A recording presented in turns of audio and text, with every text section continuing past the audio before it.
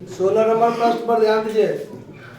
16 number में कहता है कि 31 मार्च 2021 को एस एवं टी का चिट्ठा आपको दिया हुआ है, आर्थिक चिट्ठा दिया हुआ है। वे लाभ व हानियों को 3:1 में विभाजन करते हैं। उन्होंने भावी लाभों को समान अनुपात में विभाजित करने का निर्णय लिया है। ठीक है, सवाल पर ध्यान दीजिए गौर से।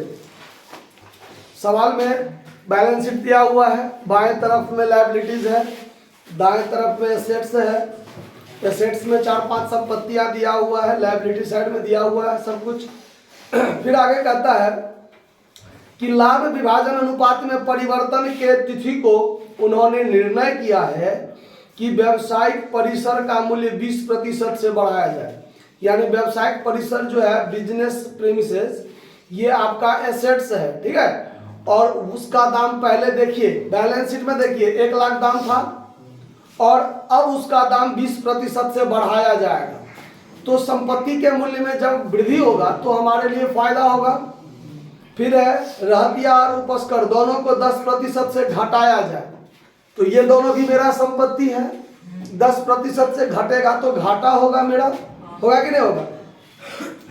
और संदेहात्मक ऋणों के लिए पुस्तकीय ऋणों पर 5% का संचय किया जाए। तो पुस्तकीय ऋण होता है देनदार का दूसरा नाम, डेटर का दूसरा नाम क्या होता है, पुस्तकीय ऋण, बुक डेट। और उस पर संदेहात्मक ऋण यानी वैसे देनदार जिस पर डॉट है, हमको शंका है कि फलाना व्यक्ति देगा कि नहीं देगा, शंका में है ना बात, तो उसके लिए 10% का प्रावधान करना है। तो देनदार का मूल्य 10% से घटेगा ना, बुक डेट 10% से घटेगा ना, तो घटेगा तो घाटा हुआ। और सवाल में कहता है कि आपको पुनर्मूल्यांकन खाता बनाना है। क्या बनाना है? और कुछ नहीं करना है, और कुछ नहीं करना है, बस पुनर्मूल्यांकन खाता बनाना है। तो सवाल में जितना ही कहेगा करने उतना ही करेंगे, ज्यादा करने से कोई फायदा है नहीं। तो सवाल में हमको बनाना है रिवैल्यूएशन अकाउंट, रिवैल्यूएशन अकाउंट। बात नहीं कीजिए, सवाल पर गौर से देखा कीजिए क्या है। यहां डेबिट क्रेडिट। अब देखिए पार्टिकुलर अमाउंट आप लोग मेंशन कर लीजिएगा।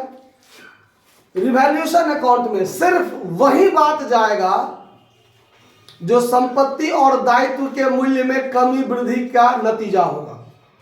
संपत्ति का दाम पहले कितना था उससे भी कोई मतलब नहीं, कितना हो गया उससे भी कोई मतलब नहीं, कितना बढ़ा और कितना घटा, सिर्फ वही बात रिवैल्यूएशन अकाउंट में जाएगा, इससे ज्यादा कोई बात नहीं जाएगा। और देखिए बिजनेस प्रीमिसेस जो है वो 20% से बढ़ गया, तो ये संपत्ति है, एसेट साइड में है ना, संपत्ति है। 1 लाख का था, 20% बढ़ गया, अब उसका दाम 1,20,000 हो जाएगा। तो ना 1 लाख का चर्चा इसमें होगा, ना 1,20,000 का चर्चा होगा। इसमें चर्चा होगा कितना से बढ़ा, 20,000 से बढ़ा, मात्र 20,000।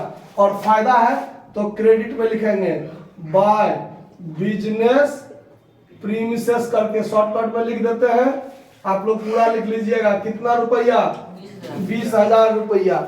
उसके बाद फर्नीचर और स्टॉक दोनों का मूल्य घटा, तो दोनों संपत्ति है और दोनों के मूल्य में कमी हुआ तो घाटा हुआ, तो घाटा हुआ तो डेबिट साइड में रखेंगे टू स्टॉक अकाउंट और टू फर्नीचर अकाउंट। समझ में आया? स्टॉक भी 10% से, फर्नीचर भी 10% से। सवाल में देखिए स्टॉक है 80,000 का, तो 80,000 का 10% 8,000, तो 8,000 घाटा हुआ, यहाँ लिखेंगे। और फर्नीचर कितना का है, 4,000 का, 10% घटा, तो कितना घटा, 400 का। क्लियर?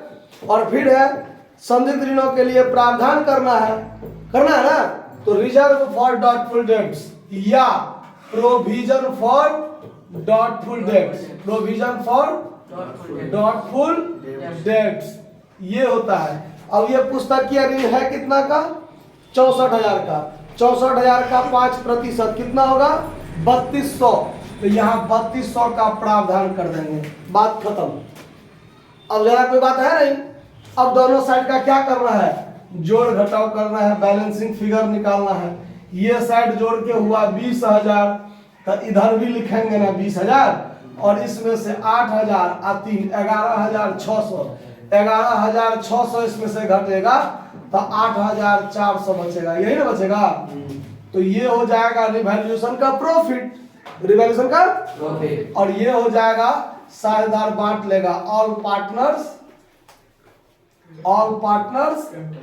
कैपिटल अकाउंट, प्रॉफिट हो गया ये प्रॉफिट को कौन सा बांटेगा, तो साझेदार है एस और टी, एस और टी, अनुपात है 3:1, तो 3:1 में बांटिएगा इसको, तो 3 1 4, 4 से इसको काटिएगा तो 21, 21 तिया 6300 और 2100 बांट दीजिएगा।